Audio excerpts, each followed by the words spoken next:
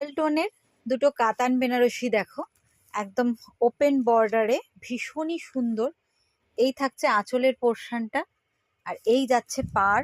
গোটা গায়ে থাকছে ম্যাঙ্গো, এই যে ম্যাঙ্গো মোটিভ, ঠিক আছে, ভীষণই সুন্দর দেখো। আর এই থাকছে আঁচলের পোর্শনটা, এই থাকছে আঁচলের পোর্শন উইথ বিপি থাকছে। আর দামটাও ভীষণ রিজনেবল প্রাইসে রয়েছে। দেখো খুবই সুন্দর, দুটো কালারই ভীষণ, দুটোই থাকছে ডুয়েল টোনে।